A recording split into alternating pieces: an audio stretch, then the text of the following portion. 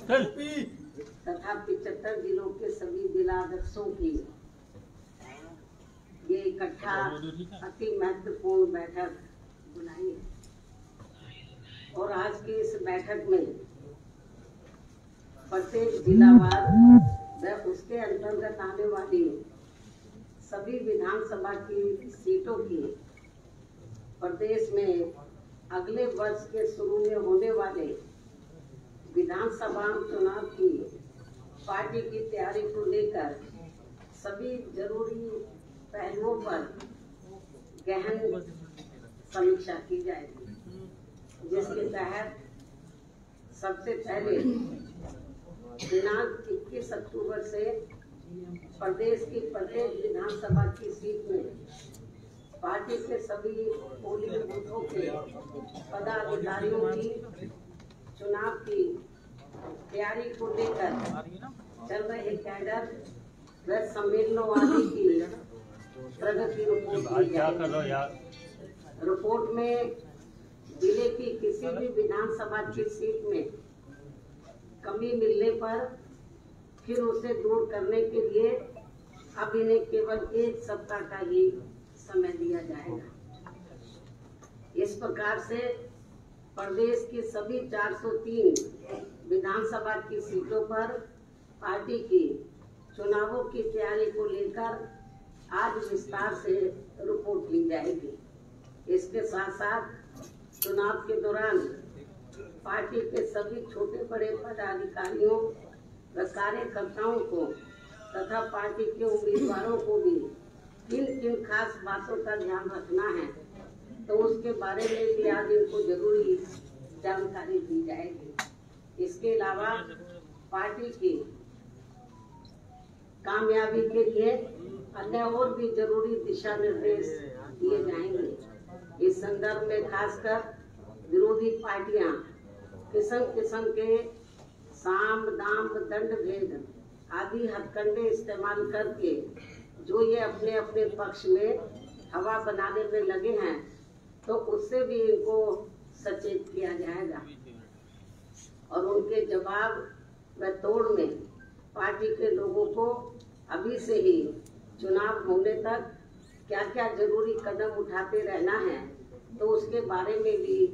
आज इनको काफी कुछ विस्तार से जानकारी दी जाएगी। इसके साथ ही बीजेपी, सपा व अन्य विरोधी पार्टियां भी अपनी अपनी कमियों पर पर्दा डालने के लिए जो ये चुनाव को हिंदू मुस्लिम रंग देने में पूरे जी जान से लगी हैं, तो उससे भी पार्टी के लोगों को शहर शहर व गांव गांव में जाकर अभी से ही सावधान करने का भी कार्य शुरू कर देना है। इसके बारे में भी आज की बैठक में इनको बताया जाएगा, जिसे फिर ये लोग अपने अपने क्षेत्र में जाकर बताएंगे। इसके अलावा यहाँ मैं ये भी कहना चाहूंगी कि प्रदेश में जो भी विरोधी पार्टी यहाँ सत्ता में आसीन रही है और भाजपा अभी भी सत्ता में आसीन है, तो इनकी सरकार की रही आम जन विरोधी नीतियों के बारे में बताने के साथ साथ बीएसपी सरकार की रही जनहितैषी नीतियों के बारे में भी पार्टी को प्रदेश की जनता को जरूर बताना है, ताकि यहाँ फिर से सन 2007 की तरह ही उन्हें अपनी पूर्ण बहुमत की सब जन हिताय व सब जन सुखाय की नीतियों पर आधारित सरकार बन सके। वैसे इस मामले में आप लोगों को ये विदित है कि बीएसपी की चारों रही सरकारों ने प्रदेश में हर मामले में व हर स्तर पर यहाँ अन्याय, अपराध, भय व भ्रष्टाचार मुक्त तथा विकास युक्त वातावरण पैदा करने के साथ साथ विशेषकर कमजोर वर्गों, गरीबों, मजदूरों, बेरोजगारों, किसानों, छोटे व्यापारियों एवं अन्य मेहनतकश लोगों के हितों के लिए भी जो अनेकों ऐतिहासिक व अति महत्वपूर्ण कार्य किए हैं, तो उन्हें प्रदेश की जनता अभी तक भी भूली नहीं है, जिसे खास ध्यान में रखकर ही पार्टी के लोगों को इस चुनाव में वोट मांगना है, ये भी इनको बताया जाएगा। इसके साथ ही यहाँ मेरा ये भी कहना है आजादी के बाद यहाँ शुरू में काफी लंबे समय तक कांग्रेस पार्टी व बाद में सपा, बीजेपी एवं बीएसपी आदि का भी शासनकाल देखा है। लेकिन इस मामले में प्रदेश की जनता अपनी पूरी ईमानदारी से ये बताए कि इन सभी पार्टियों के शासनकाल में से किस पार्टी का हर मामले में वह हर स्तर पर बेहतरीन शासनकाल रहा है। ये मैं मीडिया के माध्यम से प्रदेश की जनता से पूछना चाहती हूँ। तो फिर प्रदेश की आम जनता एवं दबी जुबान में विरोधी पार्टियों के लोग भी यही कहेंगे कि बीएसपी का ही बेहतरीन शासनकाल रहा है। इसलिए प्रदेश की जनता को अब मेरा यही कहना है कि उन्हें अपने हित व कल्याण को ध्यान में रखकर वे इस चुनाव में किसी भी भावना में न बहकर तथा इनके प्रलोभन भरे चुनावी घोषणा पत्रों आदि के भी बहकावे में न आकर बल्कि बीएसपी के ही रहे बेहतरीन शासनकाल को फिर से यहाँ सत्ता में वापस लाना है, जिसकी इस समय प्रदेश की जनता को काफी सख्त जरूरत भी है। इसके अलावा बीजेपी का ये कहना कि इस बार चुनाव में बीजेपी 300 से ज्यादा सीटें जीतने वाली है, तो इसमें अभी कोई ज्यादा दम हमें नजर नहीं आता है। वरना फिर ये पार्टी चुनाव होने से कुछ समय पहले यहाँ आए दिन ताबड़तोड़ असंख्य घोषणाएं, शिलान्यास एवं अधकच्चे कार्यों के उद्घाटन व लोकार्पण आदि नहीं करती। साथ ही ये पार्टी अपने केंद्रीय नेताओं व केंद्र सरकार के वरिष्ठ मंत्रियों को भी अज्ञात थोक में नहीं भेजती। इनके साथ साथ यूपी सरकार के मुख्यमंत्री एवं मंत्रियों व पार्टी के वरिष्ठ नेताओं को भी एक जिले में फिर कई बार नहीं जाना पड़ता, तथा न ही इनको चुनाव घोषित होने से कुछ समय पहले या प्रदेश की जनता को व छात्रों आदि को भी किस्म के लालच आदि नहीं देने पड़ते। यदि यही स्थिति हमें काफी कुछ सपा व अन्य विरोधी पार्टियों की भी देखने के लिए मिल रही है, लेकिन ये सब प्रदेश की जनता काफी अच्छी तरह से समझ रही है। इसलिए मुझे पूरा भरोसा है कि यूपी की जनता अब इनके किसी भी प्रलोभन व हथकंडे आदि के बहकावे में आसानी से आने वाली नहीं है, बल्कि इस बार बीएसपी ही जरूर सत्ता में आने वाली है। और इसका मुझे अपने जमीन से जुड़े कार्यकर्ताओं व छोटे बड़े पदाधिकारियों आदि पर पूरा भरोसा भी है, जो मेरे दिशा निर्देशन में अपने अपने क्षेत्र की प्रत्येक विधानसभा में उसके सभी पोलिंग बूथों के क्षेत्र में वहाँ के लोगों को हर मामले में चुनावी तौर पर जागरूक करने में लगे हैं। वैसे भी अब प्रदेश की जनता वास्तव में यहाँ परिवर्तन चाहती है और अब वह बीएसपी को इस सत्ता में लाने का अपना काफी कुछ मन बना चुकी है। इस उम्मीद व भरोसे के साथ ही अब मैं अपनी बात यही समाप्त करती हूँ। धन्यवाद।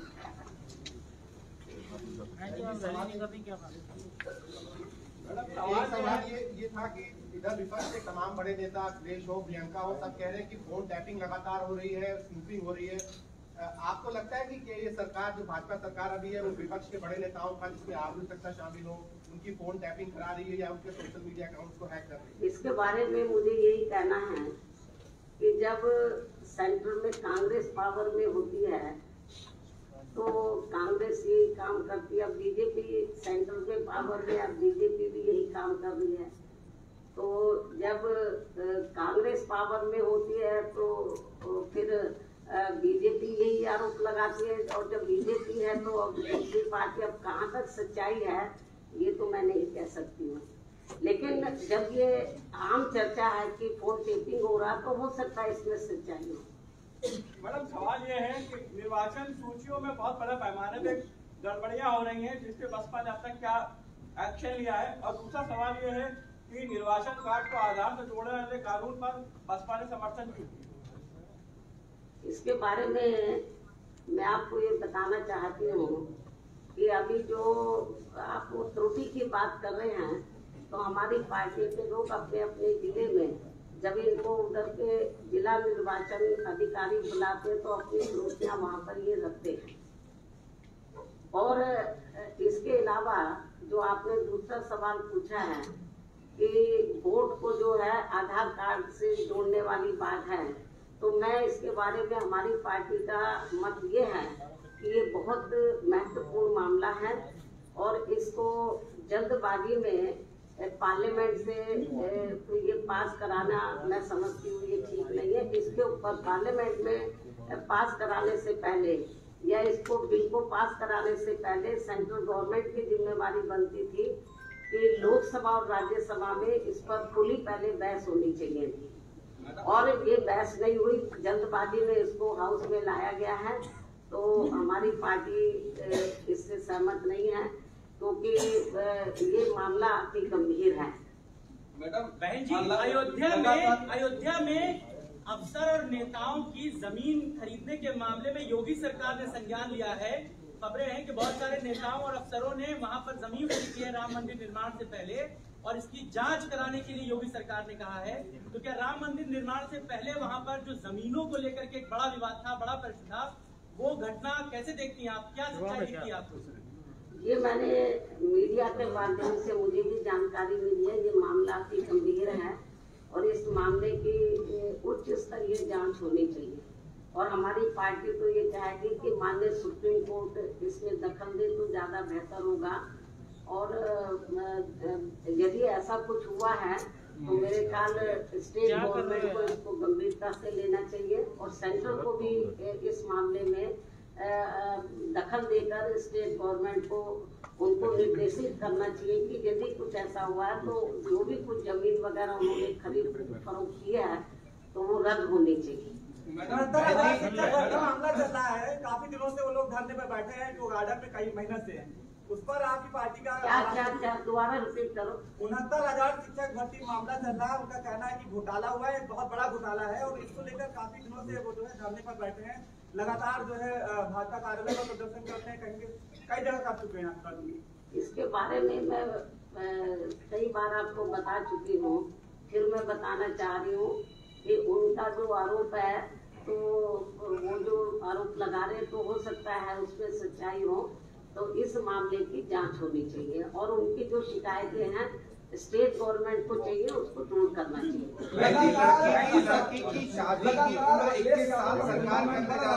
अब छोटे दल उनके साथ आ रहे हैं, यहाँ तक बीएसपी के भी बहुत सारे विधायक सपा में जा चुके हैं। सपा का कहना है कि ये नई हवा सपा के साथ है, आप क्या कहेंगी मैम? ये तो वक्त ही बताएगा, जब रिजल्ट आएगा तो फिर आप मेरे से सवाल पूछना। बीजेपी के तमाम नेता रैली कर रहे हैं, प्रधानमंत्री से लेकर के अमित शाह सभी लोग यूपी में है, आपकी रैली की कब से शुरुआत हो सकती है? आपको बता दिया जाएगा। जो मैदान में जो इधर उधर घूम रहे हैं उनको घबराहट है, उनको बड़ी घबराहट हो रही है, पता नहीं वो पावर में आए ना आए, बीजेपी को भी हो रही है, सपा भी सोच रही है, तो इसलिए ये बेचारे मारे मारे घूम रहे हैं। पार्टी के लोग अपने जमीन पे उधर जो है हर पोलिंग बूथ स्तर पर अपने काम में लगे हैं, और जब वक्त आएगा तो आपको बता दिया जाएगा कि मैं मैदान में कब निकल रही हूँ। बहन जी, 2 अप्रैल में जिन लड़कों पर केसेस हुए हैं वो लड़के बाहर आज आए हैं, आपको एक ज्ञापन देने के लिए उनके ऊपर क्या कहना चाहेंगे आप? क्या बोला? 2 अप्रैल के आंदोलन में जिन युवाओं पर केस किए गए हैं वो आज शायद सुनने में आया कि बाहर भी खड़े हैं आपसे मिलने के लिए, तो वो बड़े परेशान हैं। इस संबंध में मैंने एक बार नहीं कई बार तो स्टेट गवर्नमेंट को आगाह किया है, और प्रेस में भी मैंने बोला है कि उनके मामले खत्म होने चाहिए, और उन्होंने कोई किसी के साथ अन्याय अत्याचार नहीं किया था, अपनी वो जायज मांगों को लेकर वो मैदान में उतरे थे, तो ये मामला लंबे अरसे से अटका पड़ा है, ये अच्छी बात नहीं है, और स्टेट गवर्नमेंट को इसको देखना चाहिए, और इस मामले को पार्लियामेंट में भी हमारी पार्टी ने इसको कई बार उठाया है। अब